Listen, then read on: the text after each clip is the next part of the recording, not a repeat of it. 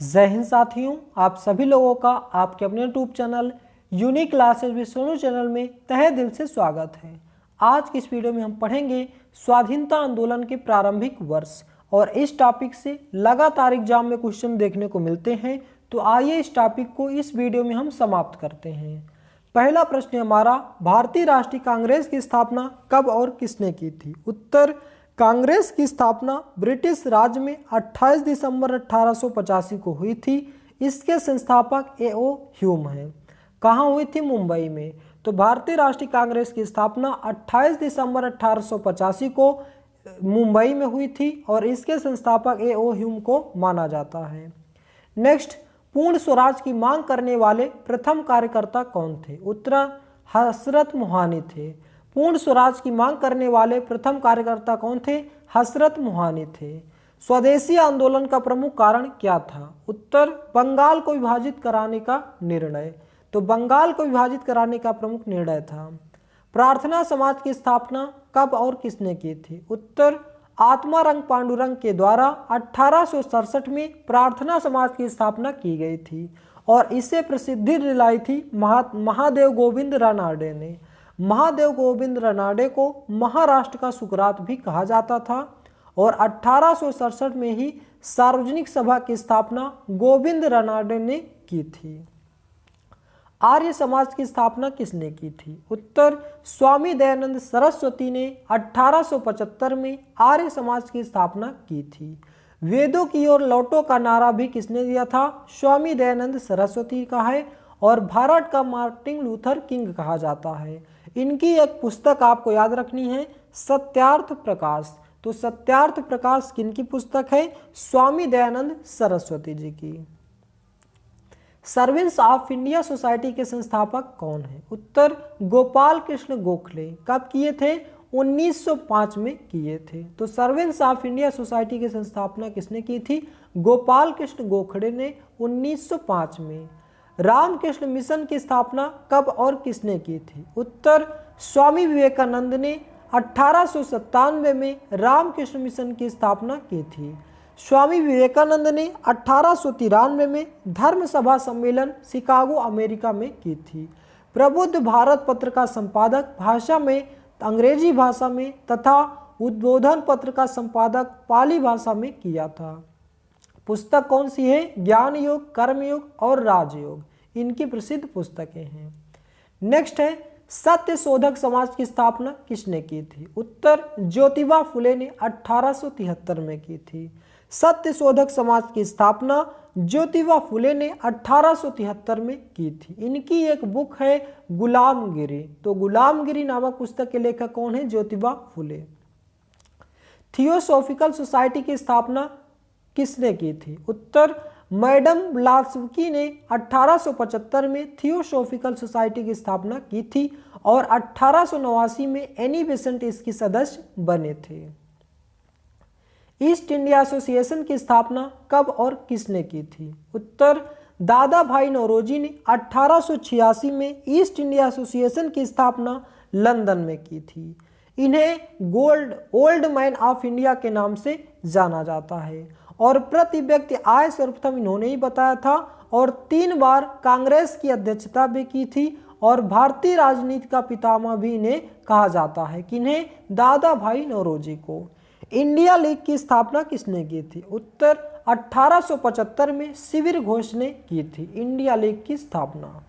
India association की स्थापना किसने की थी? उत्तर, सुरेंद्र नाथ बनर्जी ने 1876 में इंडिया एसोसिएशन की स्थापना की थी। नेक्स्ट है, देवबंद मदरसा की स्थापना कब और किसने की थी? उत्तर, दारुल उलूम देवबंद की आधारशिला 30 मई 1866 में हाजी आबिद हुसैन व मौलाना कासिम के नानौतवी द्वारा रखी गई थी। कहाँ? यूपी के सहारनपुर में। भारतीय राष्ट्रीय कांग्रेस की स्थापना। तो भारतीय राष्ट्रीय कांग्रेस की स्थापना 1885 में मुंबई में हुई थी। इनके संपादक A.O. ह्यूम को माना जाता है। किसे हर्मिट ऑफ शिमला के नाम से जाना जाता है? उत्तर, A.O. ह्यूम को। A.O. ह्यूम को हर्मिट ऑफ शिमला के नाम से जाना जाता है। भारतीय राष्ट्रीय कांग्रेस के पहले अधिवेशन के अध्यक्ष कौन थे? उत्तर व्योमेश चंद्र बनर्जी थे। बहुत ही महत्वपूर्ण प्रश्न है, याद रखिएगा, सभी के सभी एग्जाम में क्वेश्चन पूछे गए हैं। तो भारतीय राष्ट्रीय कांग्रेस के पहले अधिवेशन के अध्यक्ष व्योमेश चंद्र बनर्जी थे। पहला अधिवेशन 1885 में मुंबई में गोकुल तेजपाल संस्कृत विश्वविद्यालय में हुआ था, जिसमें कुल 72 प्रतिनिधि थे और इसकी अध्यक्षता व्योमेश चंद्र बनर्जी ने की थी, जो बंगाल के हिंदू थे। दूसरा, कांग्रेस के दूसरे अधिवेशन की अध्यक्षता किसने की थी? दादा भाई नौरोजी ने। कांग्रेस के दूसरे अधिवेशन की अध्यक्षता दादा भाई नौरोजी ने की थी। कांग्रेस का दूसरा अधिवेशन 1886 में कोलकाता में हुआ था, जिसकी अध्यक्षता दादा भाई नौरोजी ने की थी और उसमें कुल 343 प्रतिनिधि थे।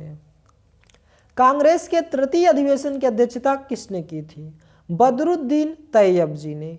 कांग्रेस का तीसरा अधिवेशन 1887 में मद्रास में हुआ था, जिसकी अध्यक्षता बदरुद्दीन तैयब जी ने की थी और यह प्रथम मुस्लिम अध्यक्ष थे और इसमें कुल 600 प्रतिनिधि थे। कांग्रेस के चौथे अधिवेशन की अध्यक्षता किसने की थी?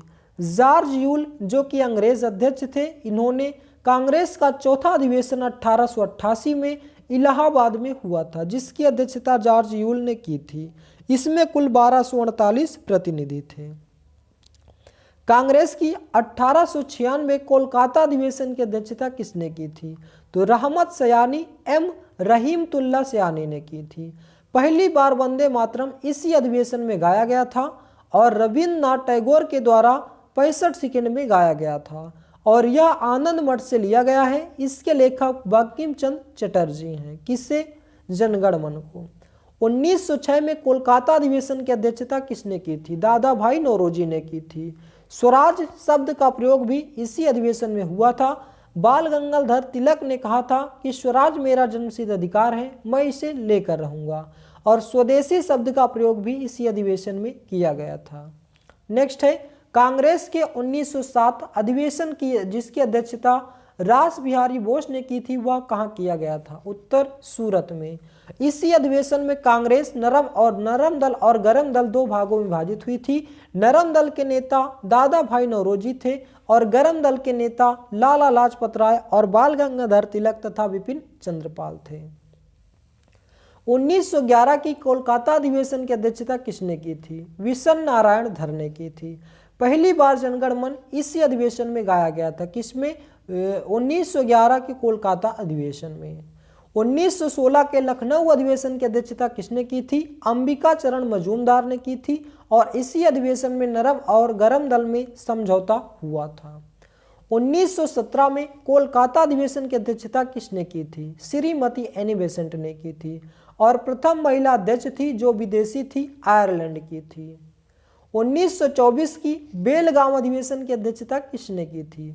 महात्मा गांधी ने की थी और एक बार अध्यक्ष बने थे। जो महात्मा गांधी जी थे, कांग्रेस के मात्र एक बार अधिवेशन बने थे। कब? 1924 के बेलगांव अधिवेशन में।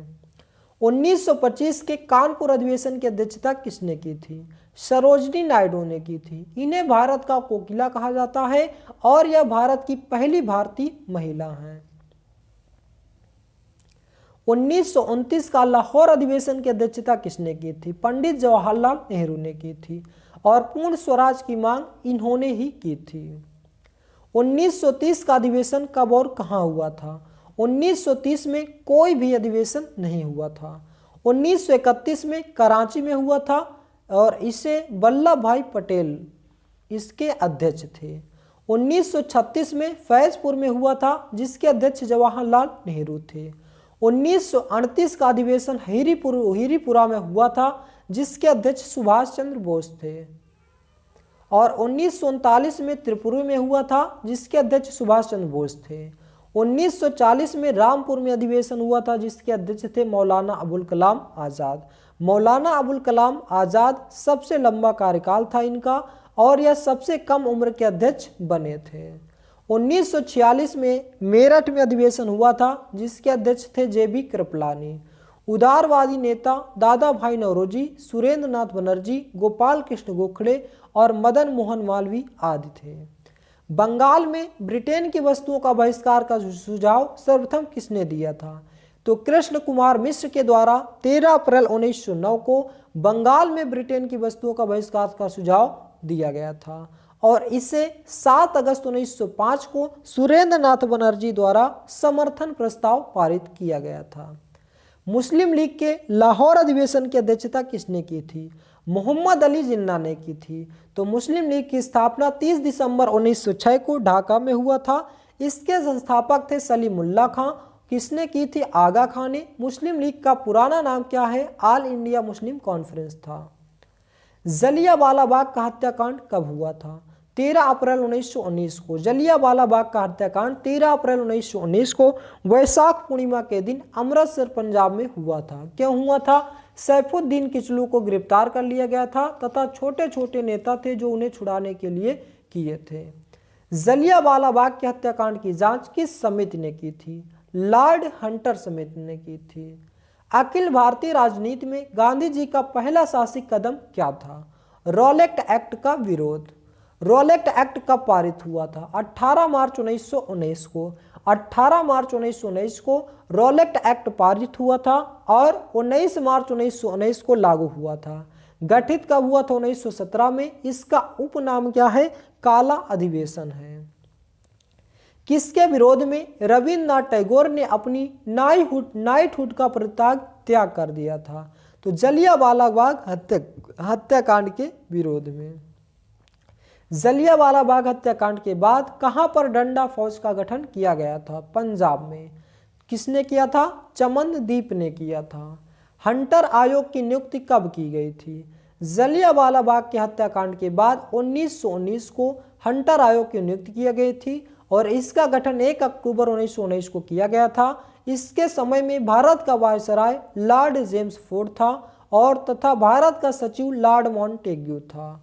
फेबियन आंदोलन का प्रस्तावक कौन था? श्रीमती एनी बेसेंट फेबियन आंदोलन की प्रस्तावक थी और इसकी स्थापना 4 जनवरी 1884 को लंदन में की थी। प्रथम विश्व युद्ध के दौरान वह आंदोलन जो भारत में लोकप्रिय हुआ था, होम रूल आंदोलन।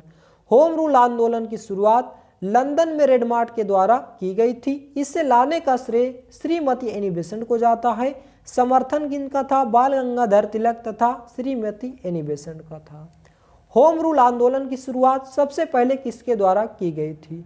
28 अप्रैल 1916 को बाल गंगाधर तिलक के द्वारा होम रूल आंदोलन की शुरुआत की गई थी। होम रूल आंदोलन की शुरुआत एनी बेसेंट ने कब की थी? 1 सितंबर 1916 को। भारतीयों के विरोध के कारण बंगाल को फिर से कब एकीकृत किया गया था? 1911 के दिल्ली दरबार में। किस नेता ने 1906 में कलकत्ता अधिवेशन की अध्यक्षता की थी? उत्तर दादा भाई नौरोजी ने। दादा भाई नौरोजी ने 1906 में कलकत्ता अधिवेशन की अध्यक्षता की थी। बंगाल के विभाजन के समय बंगाल का लेफ्टिनेंट गवर्नर कौन था? एंड्रूज फ्रेजर था। तो दोस्तों ये था हमारा आज का महत्वपूर्ण टॉपिक जिसको हमने बहुत ही बेहतरीन तरीके से पढ़ा और दोस्तों यह टॉपिक बहुत ही महत्वपूर्ण है।